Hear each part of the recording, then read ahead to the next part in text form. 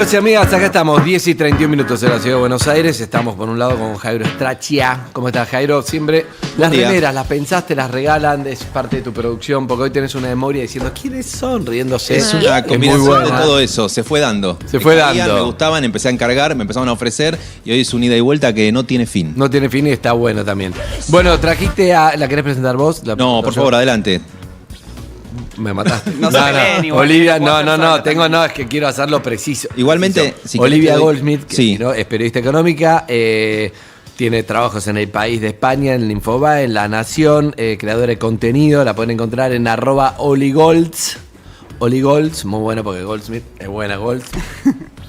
Y bueno, para hablar un poquito de todo, puede hablar de película, de lo que está pasando internacional, de Finitech, de economía, es mucho más capacitada que vos. ¿No te da miedo traerla? Me parece bien que no tengas miedo. No tengo. Y que... Pero en realidad la asumo. Hola, ¿qué tal? Gracias por venir. Porque muchas gracias por invitarme. El fin de semana... Hola, Olivia. El único que lo anticipó fue el señor Andy Kuznetsov, que ahora se hace el que no se da cuenta, pero en esta misma mesa, el viernes, me dijo, un día hablemos de lo internacional porque se pudre todo. Dije. Te lo dije, es verdad. Te lo dije el viernes. Ahora. Es intuitivo, te juro que sí. Siento que el mundo se va a pudrir todo, dijo el viernes. Y yo cuando el sábado empiezo a ver... Porque estábamos hablando de Milei, de esto, lo otro, yo te dije, hablemos de lo de Israel-Irán porque está muy complicado y se puede pudrir todo. Lo escuché y hiciste muy bien en avisarlo. Ni me acordaba. Por favor. Pero de hecho en todo el mundo se estaba hablando, ¿no? Ya igual, qué bueno que lo dijiste acá. Bueno, entonces Jairo era el único que no lo sabía. El único que no lo estaba viendo. Pero la noticia, solo para poner en contexto, es que nosotros en nuestro sábado nos desayunamos con que aparecieron drones, misiles y... Como 300. 300 objetos en el cielo de Israel y empezaba la confirmación de que era parte de un ataque sin precedentes ordenado por la República Islámica de Irán sobre el territorio de Israel. Hasta ahora siempre era que había milicias, que Hezbollah, que Hamas, que en todo caso respondían a Irán o se suponía que tenían que ver con la estrategia de Irán, pero nunca había la Guardia Revolucionaria de Islam diciendo, sí, yo mandé drones a atacar a Israel. Exacto, era una novedad desde dos puntos de vista. A mí lo que me gusta para Olivia, perdón, lo que te voy a pedir, te voy a exigir, te voy a pedir, te voy a implorar, te voy a pedir, que... Está bueno, volví a decir pedir, ¿no? Sí. Está bueno. Pedíselo. No, pero está bueno. Yo lo que quiero es llegarle también a gente que dice, esto es allá lejos, no tiene nada que ver con nosotros, más allá de que Milei tiene como un fanatismo por el mundo judío. Un faneo por el mundo judío, que no sé. Pero más allá de eso, igual está con muchos rabinos ortodoxos y todo, ¿no? Es como... Con una parte del judaísmo. Una parte del judaísmo. Sí. Pero más allá de eso, me gustaría ver un poco porque uno dice, eso está lejos, sí, pero está lejos, pero si uno hace como el caminito mental de lo que puede llegar a pensar, cambia todo y tu vida también va a cambiar. No es una boludez que le pasa a los de allá. De hecho, la primera construcción que escuchamos, y ahí te doy pie, Olivia, era... La idea es que ella no hable. Riesgo de tercera guerra mundial. La trajimos para que haga así con la cabeza. Así. Exacto. Olivia. No, pero riesgo de tercera te afecta a toda tu vida. Dale. Adelante. Sin ser tremendista, lo que pasó el sábado es una novedad desde dos puntos de vista distintos. Primero, es la primera vez en 30 años que un Estado soberano ataca a Israel. Como vos bien dijiste, no es una pequeña milicia, no es un grupo de terroristas, no son unos locos fanáticos armados, esto es un Estado soberano.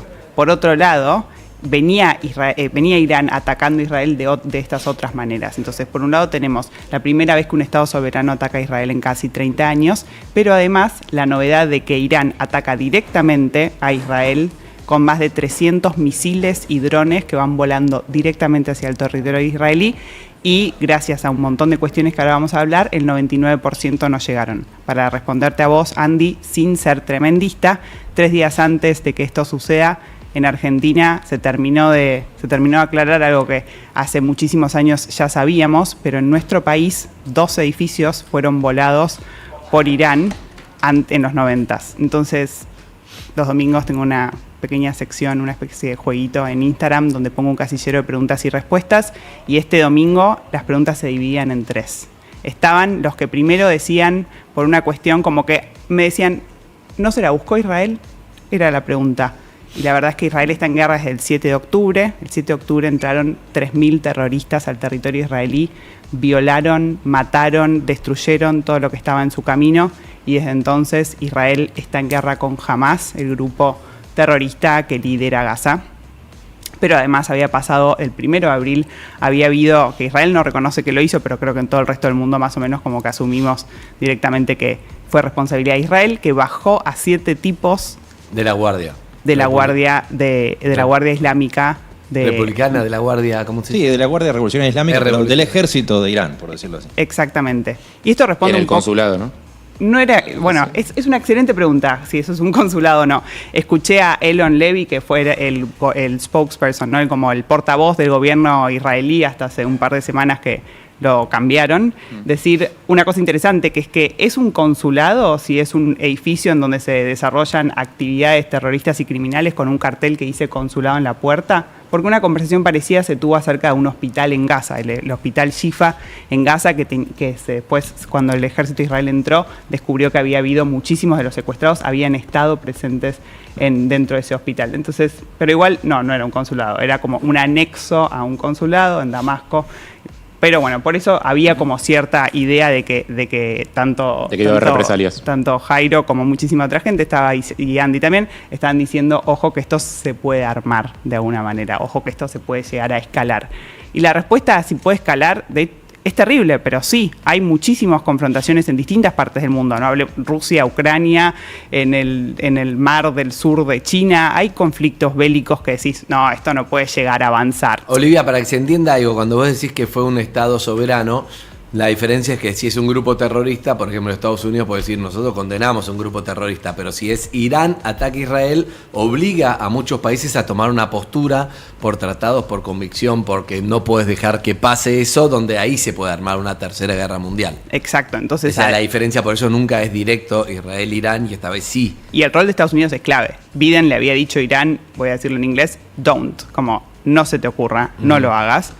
Irán, por supuesto, lo hizo igual, gracias a la respuesta y el acompañamiento de otros países, algunos impensados hasta hace un par de años, como Jordania o Arabia Saudita, también por supuesto los aliados de Israel históricos como Estados Unidos y el Reino Unido, que fueron los que defendieron, y sobre todo las Fuerzas Armadas de Israel, que defendieron el territorio israelí, pero no minimiza... Como con un escudo aéreo que Sí. van contra los drones Tengo y los una misiles. cosa que me da miedo, A que es ver. que escucho a todo el mundo decir como que no pasó nada, porque lamentablemente una chica de 7 años beduina sí fue herida y está siendo tratada, pero tengo miedo que porque no hay esta cosa tan mediática, aparte viviendo en las redes sociales como... La foto, las cosas y ver. Eso ver se minimice. las muertes. Claro, me parece preocupante, porque entre otras cosas, bueno, yo en general hablo de economía, pero costó entre 3 y 4 billones de shekels, en dólares serían $1,5 billion de dólares, defender más o menos el operativo de defensa para Israel ayer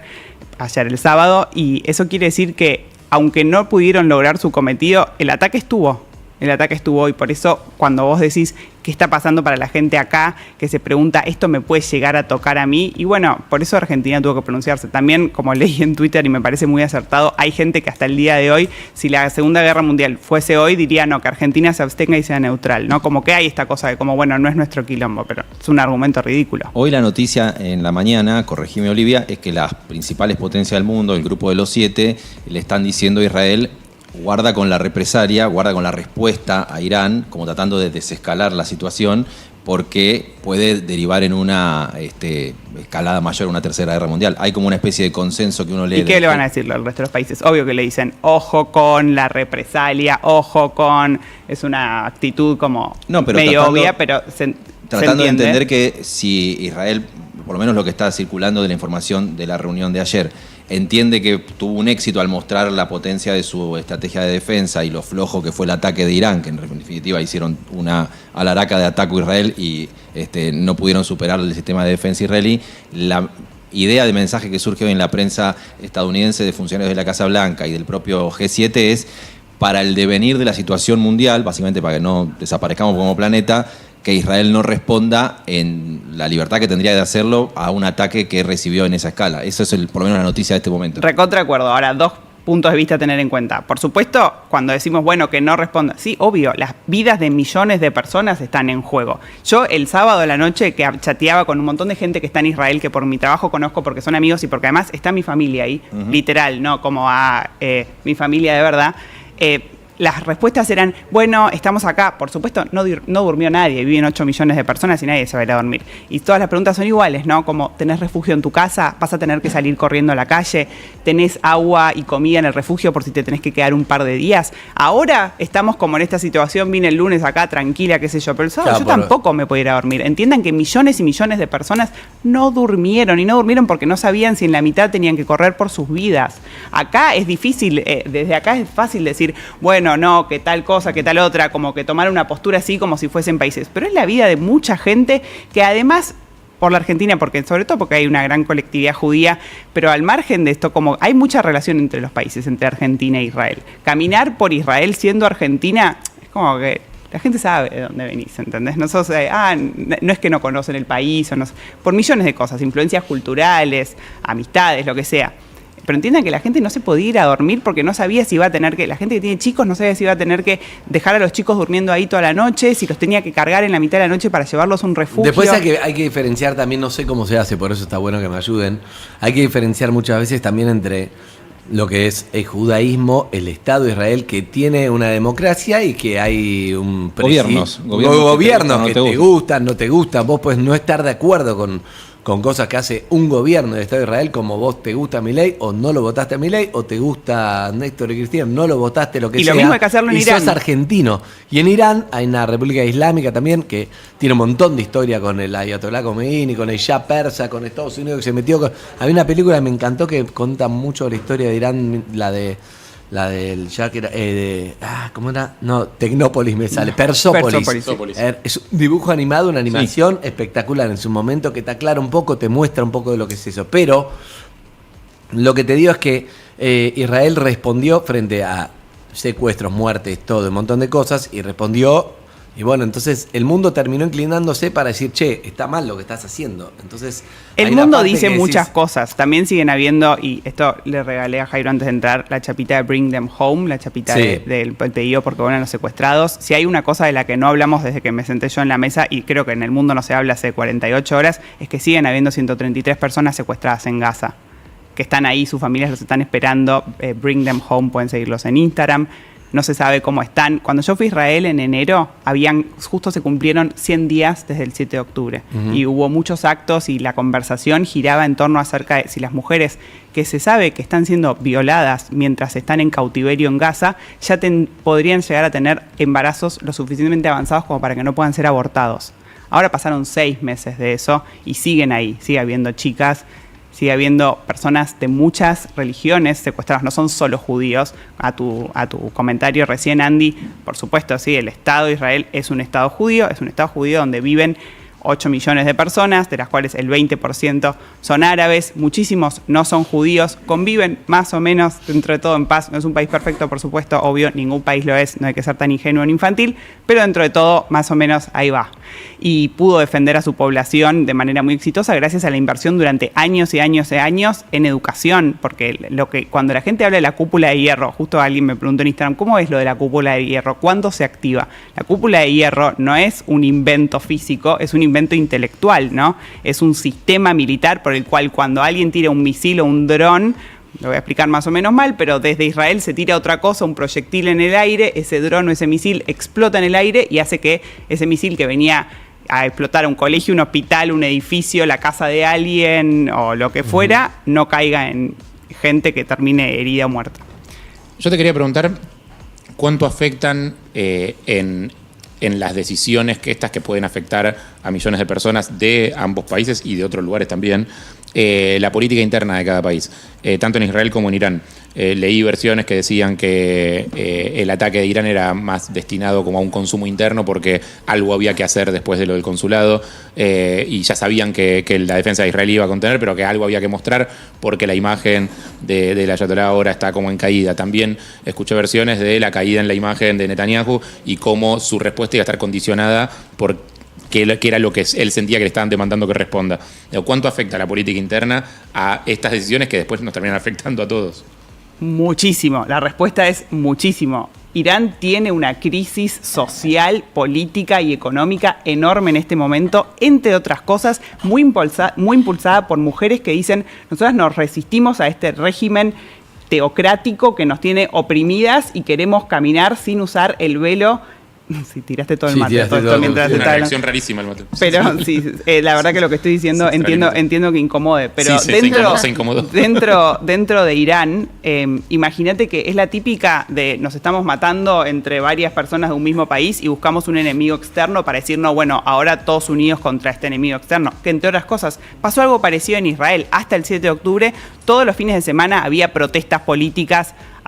Yo pregunto miro como si todos ya lo sabemos, pero esto pasó en ambos países. En Irán también buscaron un enemigo externo y le recontra convenía estar diciendo Bueno, no es ninguna genialidad ni nuevo usar la guerra para, cuando vos estás débil políticamente, unificar el país contra algo, ¿no? Irán contra Israel aparte es como un clásico. O sea, No, está es bien, la primera vez. no, es un clásico en el sentido de que Irán viene financiando terroristas hace a cuántos Margaret años. Thatcher Exacto. le pasó que le cayó del cielo la guerra de Malvinas, que también los la militares lo buscó. usaron lo buscaron para eso, que le terminó saliendo mal.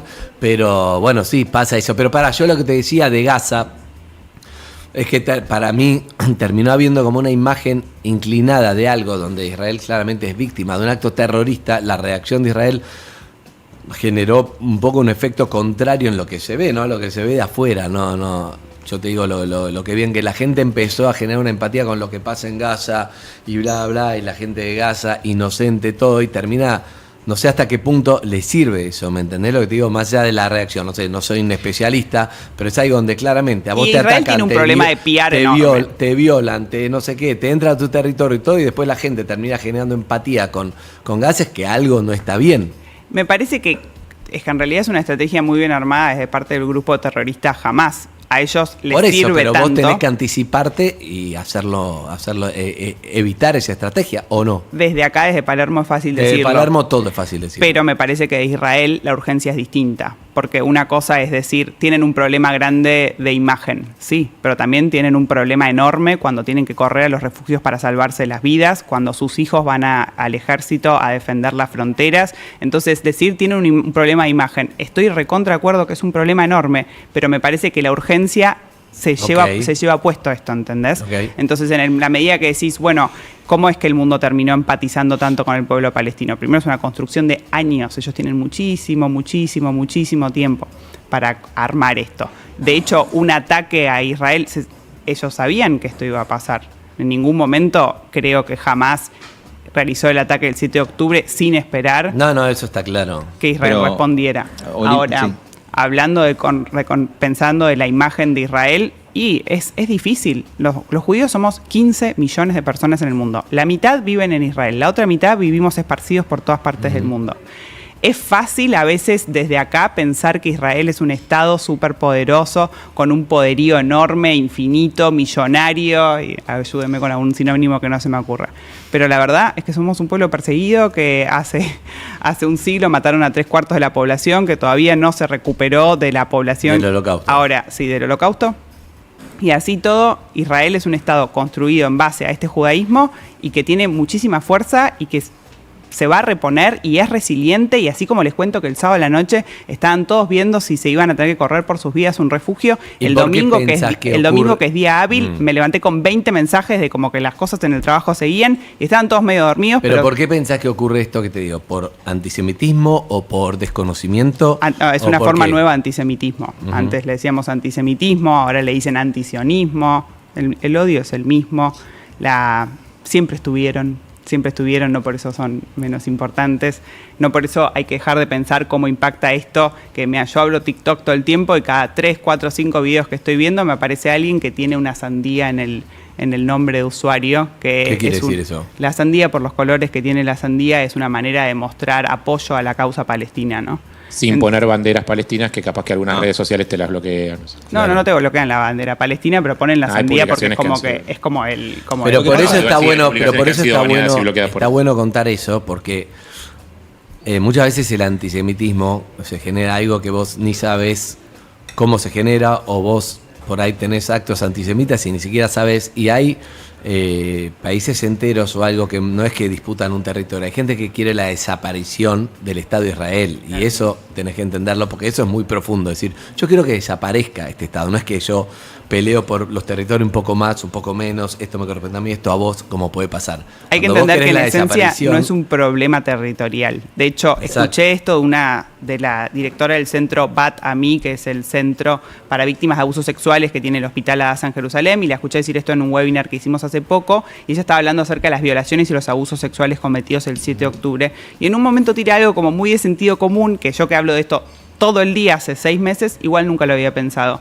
Y dijo, pensá que si el 7 de octubre los terroristas hubiesen tenido únicamente en la cabeza el tema territorial, en vez de, entre comillas y pésimamente dicho, perder tiempo con violaciones, o violando mujeres, violando a parte enorme de la población, hubiesen quizás llegado hasta Tel Aviv, ¿no? Hubiesen podido seguir avanzando en el territorio, pero no estaban pensando en el territorio, estaban pensando en la destrucción, en este caso moral, de un pueblo. Destrucción también literal, pero sobre todo moral, ¿no? Como que el espíritu se caiga abajo. Entonces desde acá dicen, bueno, no, pero las tierras, las fronteras, no es un problema, es un problema esencialmente religioso y que el resto de los vecinos y los que viven en Israel no reconocen ni su Estado, ni su legitimidad, ni que hace 75 años es un país que existe con gente como ustedes, como yo y como cualquier otro, que se levanta a la mañana, va a trabajar y quiere vivir en paz. ¿Quién Milo- tenés de tu familia ahí? Mis primos. Tus primos. Einab,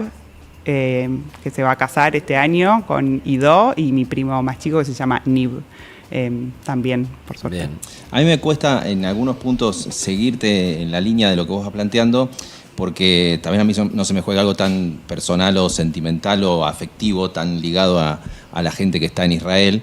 Tampoco tengo nadie conocido en la Franja de Gaza y también me cuesta empatizar con el que está en la Franja de Gaza porque no tengo a nadie. Yo no tengo conocidos en Gaza, pero no me cuesta empatizar. Lo que digo es que no tengo ese acercamiento ni con el que está en Ucrania siendo bombardeado por los rusos, o sea, yo me acerco como... Estás desde acá, claro. Me acerco como un fenómeno periodístico que me toca cubrir con más gente conocida, si vos querés, de la comunidad judía, que puedo saber que Tibo tiene algún vínculo con Israel y me acerca más.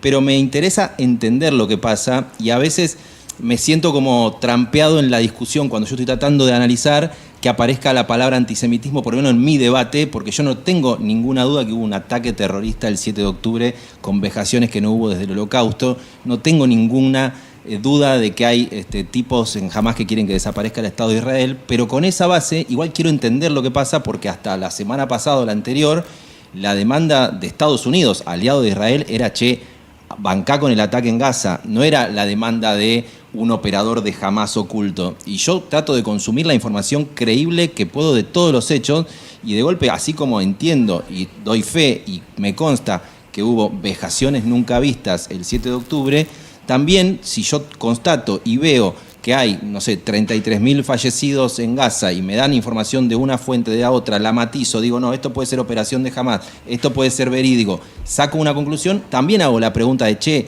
¿corresponde esa represalia? A mí lo que me parece que es una trampa del discurso es que si yo planteo eso, me tiren la carta del antisemitismo. Yo quiero entender el conflicto porque también cuando uno trata de entender lo que pasa en Israel, te encontrás con gente en Israel que te dice, yo no estaba de acuerdo ni con Netanyahu antes del 7 de octubre, no sé qué hizo Netanyahu que se nos metieron en Israel, no sé qué está haciendo ahora Netanyahu si tiene el aval para seguir haciendo este ataque cuando Estados Unidos le dice baja un cambio.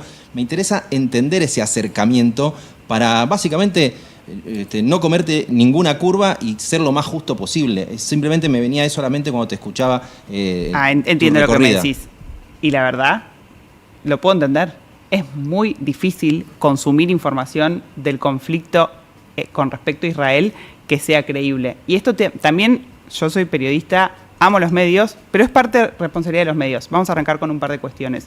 Cuando lees en cualquier nota el Ministerio de Salud de Gaza, es Hamás. Para todo el resto de los periodistas estamos acostumbrados siempre a buscar fuentes oficiales, pero no hay fuentes oficiales en Gaza que sean creíbles.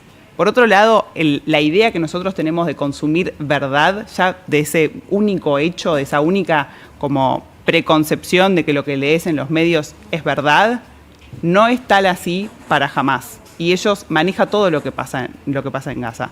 Entiendo lo que decís, pero me parece que no tiene que ver con responsabilizar a Israel, tiene que ver con entender la guerra. La guerra es una mierda. Mucha gente ve sus vidas terriblemente afectadas. Y no hay solamente muertes. Sí, la muerte es lo peor, pero también hay otras miles de cosas que están muy, muy, muy mal. Es difícil, y también me pasa con la guerra en Ucrania. Y digo, pará, ¿por qué? ¿Cómo es que puede ser? Y sí, ahora, sin comparar los dos conflictos que son muy, muy, muy distintos, entiendo que desde acá sea muy difícil de entender lo que pasa en Israel. Pero también tenés que entender algunas cosas que me pasaron cuando estuve en Israel. Te las voy a contar como cuál era la situación previa al 7 de octubre. Escuché a un tipo que vino a hablarme porque es familiar de una de las personas que están secuestradas en Gaza en este momento, y todos en Israel ahora hacen como una especie de, no quiero como decirlo mal, pero como que una pequeña mea culpa. Dicen, la verdad es que miran cómo estaban antes del 7 de octubre y dicen, no puedo creer que vivíamos así. Este tipo que me lo estaba contando era como hacía paisajismo en el sur de Israel, vive en un kibutz y por eso su familiar también estaba en el kibutz y así es como fue secuestrado. Y me acuerdo del tipo decir, yo encima me quería morir de la pena decir que esté en esta situación y como se responsabiliza y dice, no sé en qué momento normalizamos que yo toda mi vida tuve menos de un minuto para correr un refugio antes de que me caiga un misil o una bomba. A mí también no me cuesta, como te dije antes, no me cuesta empatizar con el sufrimiento que veo en Gaza, pero no responsabilizo a Israel de ese sufrimiento, sino responsabilizo a Hamás. Y de hecho, mucho de mi trabajo este último tiempo tuvo que ver con respecto a las violaciones cometidas por Hamás el 7 de octubre en Israel, porque parte de la campaña del hospital Hadassah fue poner ese tema sobre la conversación y sobre la mesa. Y todo el tiempo pienso, el 7 de octubre violaron a mujeres en Israel. Y el 6 era la primera vez que violaban a una mujer. Todo el resto de los días, ¿a quién violan? Sigo pensando en eso y no me parece menos importante el sufrimiento de la gente que está en Gaza. Y no es llorar la carta de antisemitismo, es una guerra. La guerra es horrible, nadie quiere la guerra. Por eso Andy me decía hace 10 minutos que de todo esto le puede llegar a impactar a la gente de acá. Ni hablar de temas económicos, hay como muchísimos temas económicos todo que cambian. todo. Y me interesa cómo vivís vos la reacción del presidente Javier Milei, que uno lo justo ayer fue domingo. Ayer se difundió la entrevista con Ben Shapiro, un influencer muy conocido en Estados Unidos, de la línea ideológica muy antiprogresista que defiende Milei, etcétera. Pero en el tramo de la entrevista... Es una analogía de arquero también. Además, hizo una analogía de arquero, habló del soccer, pero escuchaste un montón de cosas, incluso contó algo que no se sabía del día de la elección, de su vinculación con el judaísmo. O sea, dijo... Su papá dijo, ¿no? Pero primero habló que Israel y la Isla de la Libertad van juntas, dio toda una serie de cosas que ya había dicho, pero dijo que en el momento en que Massa lo llamó para reconocerle la victoria, estaba rodeado de rabinos rezando en el búnker ahí, en el Sheraton Libertador. O sea, hay una persona que no se convirtió al judaísmo hasta donde sé, mostrando una devoción por el judaísmo que va en paralelo a su lineamiento internacional con el Estado de Israel. Me interesa vos, como mirada de analista y como persona involucrada sentimentalmente en el conflicto, ¿qué pensás de esa situación del presidente? Voy a decir una cosa, primero hablo únicamente por mí, los judíos votamos a toda la gama y el arco iris de la grieta. No hay un partido judío. No hay un partido judío pero en ninguna parte del mundo. Y de hecho en Israel, que hay un Estado judío, tampoco, se matan políticamente. Así que, habiendo dicho eso, y que únicamente te voy a contestar lo que me pasa únicamente 100%. A mí me hace sentir muchísimo más cómoda tener un presidente que apoya a Israel, sobre todo cuando fue atacado por Irán, que la situación anterior. Entonces, ¿qué quiere decir esto? Yo viví en la Argentina cuando también la Argentina firmó tratados con Irán. Eso me hacía sentir incómoda. Ahora, ¿qué me hace sentir? Mira, y también el judaísmo tiene una única cosa en común. Todos los judíos tenemos una única cosa en común, que es un texto. Hay algunos que les gusta más, algunos que les gusta menos. La interpretación de ese texto es muy, muy, muy, muy variada. Ese texto es la Torá, que por supuesto asumo que todos saben de lo que estoy hablando. Y después no hay que asumir que todos saben de lo que estoy hablando. Entonces, perdón, es como error, es ¿no? como una Biblia. Error, es la Biblia. Es el texto sagrado. Es el texto sagrado. La mayoría de los judíos no lo leyó. Eso te iba a decir, yo no sé si todos los judíos comparten ese texto. Bueno, no, o sea, hay muchos judíos laicos. Hay muchos judíos laicos que no lo tocaron en su vida, capaz. No lo tocaron en su vida, de una. Católicos que leyeron la Biblia. Ese es el texto fundacional. Ese es el texto fundacional. Ok, sí, está, pero es como la Constitución. Yo no sé si todos los argentinos leyeron. Pero hay un judaísmo como el mío, por ejemplo, que no tuve educación judía, no fui a un colegio judío, no salí con un par de rusas, pero... De verdad que lo que te hace sentimiento profundamente judío es el sentimiento de profundamente judío, porque es mi mamá, mi abuela, las tradiciones Pesaj y Rosh Hashanah. No tengo más que eso. Dos no judíos, tengo- tres opiniones, me gusta decir a mí, como que... Claro, pero tengo la profunda convicción y el sentimiento, pero no te lo puedo. De hecho, cuando quiero transmitirle a mis propios hijos, de hecho el otro día me Decirles llegó un que me libro sigan, que explica. decirles que me sigan en Instagram. Claro, no, porque no tengo, no, me encantaría, Rechazalo, León, pará. ¿entendés? Claro. No tengo La Gadá te educación, todo eso, exacto. Me llegó eso una versión moderna que me encantó para poder explicarle esa tradición que mi abuela y todo lo tenía. Ahora, no tengo duda de mi judaísmo, pero no es lo mismo que todo lo que se mezcla, todo lo que hablamos después. Sí reconozco enseguida el antisemitismo. Claro. Lo reconozco. Bueno, entonces quizá lo que tenemos en común todos los judíos es que, y esto lo digo una y otra vez desde el 7 de octubre, es que todos los judíos somos igual de odiados ante los ojos de quienes nos odian. Y sí. Y eso es como esa es la base. Después de ahí, ahora con respecto a lo que me decías, Milei estaba rodeado de rabinos. Estaba rodeado de No, rabinos. dijo él ayer. Sí, bueno.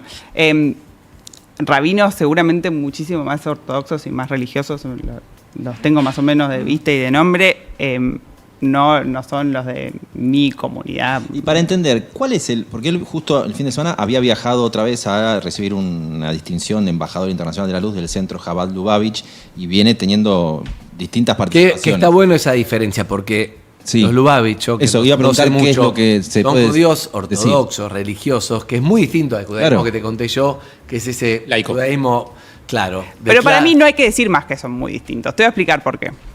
Primero porque ante los ojos de que nos odian somos todos igual de judíos, eso es lo que acabo de decir y lo repito una y otra vez, y si hay una cosa que desde el 7 de octubre nos quedó clara, es esa.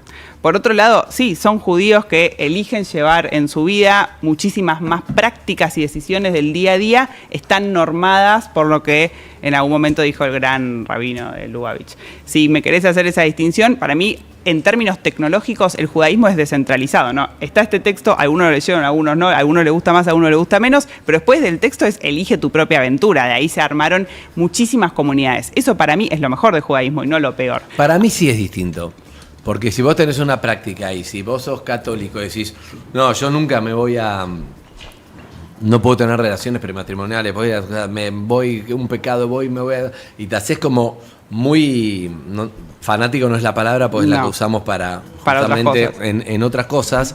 Pero bueno, vos decís, vos... No, soy muy distinto. Ahora sí, los dos queremos... Igual sí, ser Dios, perdón, ¿por qué cada no? uno- Fanático religioso, o sea, Por eso, pero el fanático religioso te lleva es para mí... necesariamente un terrorista. No, pero muchos terroristas son fanáticos religiosos, Sí, supongo. por eso, pero Entonces, no al revés. cuando decís fanático, justo en esta charla lo quería evitar, pero sí, puede ser un fanático. Sus de vidas eso. son muy distintas, son igual de judíos que cada uno de nosotros. Y para mí. allá suele tener mucha discusión. ¿no? Ahí, Lubavitch, no sé mucho de la historia, porque pero sí te puedo decir que es hiper descentralizado, ¿no? Y como que sí Pero son... lo que quiero decir es solo para entender y no extenderlo más. No se trata, por si uno pudiera ver corrientes en el judaísmo más dominantes, menos dominantes, no se trata de la corriente mainstream del judaísmo, pues está mal decirlo así. No, Digo, creo que pensando- la manera en la que pensando en la se dice, discusión interna así en Israel. como las distintas categorías, por decirle una palabra horrible, el judaísmo se divide como en tres. Y si me permitís, le agrego una cuarta. Están los judíos ortodoxos, que son los que más siguen en el día a día sus prácticas, y quizás a las mujeres las vas a ver con peluca o con el pelo tapado,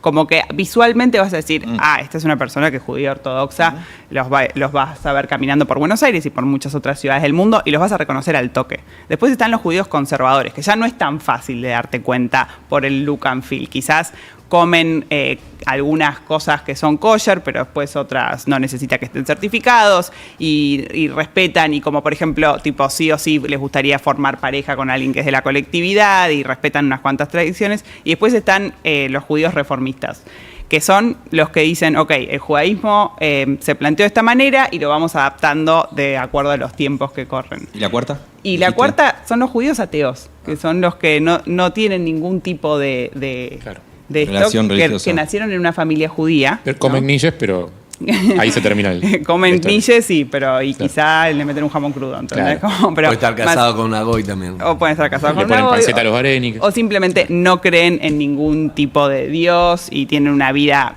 culturalmente judía quizás, pero cero relación con la espiritualidad del judaísmo. Eso quise decir, esa era la palabra Bien. que me faltaba. Claro. Bien, estamos charlando con Olivia Goldsmith, que es contundente, categórica Sí. cuando habla.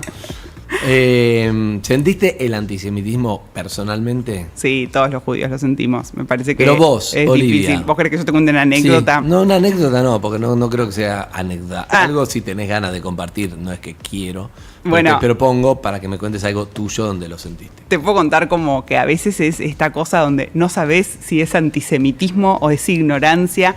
Ni siquiera estás muy segura que es como el antisemitismo low-key o sutil, diríamos.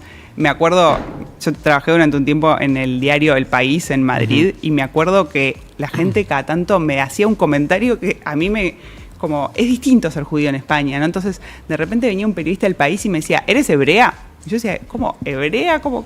Creo que me quiso preguntar si Claro. soy judía o no sé, también me pasa como muchas veces como que hay como una confusión en general de qué es o qué no es. Igual soy una persona muy privilegiada, entonces aún cuando si fuese a sentir algo de antisemitismo, soy judía orgullosa.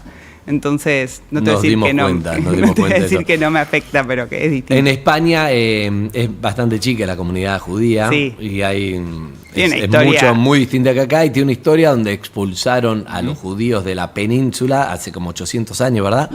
A tal punto que España se arrepintió de eso, porque solo por ser judíos, que eso no sé cómo se llama, si era antisemitismo en ese momento, pero imagínate, echaron a todos los decían judíos del lugar, no sé cómo se la decía. Inquisición, entonces Claro, para punto, eso chau, no puede haber nadie judío, pero esa es la historia para que se entienda un poco más de dónde se viene toda esta arrepintieron historia. en el 2015. En el 2015 dicen, la verdad estuvimos mal, fue hace 800 años, pero da vergüenza. Bueno, hay que meditar los errores también. Ah, pero da vergüenza Tiempo. expulsar la gente solamente porque ser. Y entonces a todos los que venían de una familia judía sefaradí, decidieron, si hacían el trámite, darle la ciudadanía española.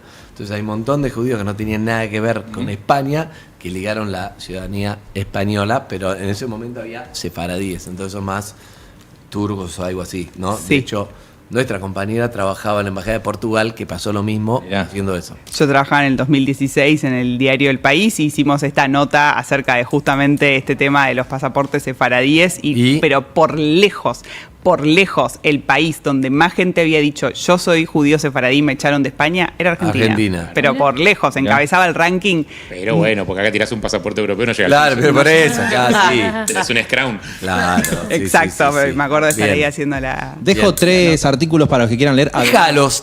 Además de seguir a @oligolds, yo recomiendo 3 artículos. Si te parece una porquería, no me los baches ahora. Pero, quizás no lo leí, pero charlémoslo. no, seguramente lo leíste, pero a mí me interesa mucho lo que escribe siempre Thomas Friedman en The New York Times, con mucha información. Es el principal columnista de política exterior de New York Times y escribió ayer un artículo titulado Irán acaba de cometer un gran error, Israel no debería hacer lo mismo, tema para discutir largamente. Quiero decir que lo leí. Bien, excelente. Pasame el link del paywall también. Ahora lo mando, yo igual se los puedo pasar para que lo truchen. El corresponsal de seguridad de la BBC, que se llama Frank Gardner, escribió El ojo por ojo corre el riesgo de escalar una guerra regional. Claro. Nota corta que se puede leer también y acompañar. Y una que salió esta mañana en el medio Vox en Estados Unidos de su corresponsal en temas internacionales que se llama Zach Bucham, que se titula Israel venció a Irán por ahora. Títulos para leer, para informarse, para Hay que ver cómo tener sigue, visiones. perfecto. Nada que ver Vox Y de Estados Unidos con Vox de España, ¿no? No, Nada es que un ver. medio que Son existe cosas desde distintas. mucho antes de que exista Vox y la ultraderecha. Y si no, @oligolds la siguen a ella. Bueno, gracias, Olivia. por haber Muchísimas pasado gracias por a ustedes acá. por la invitación. Amigos, tanda y volvemos.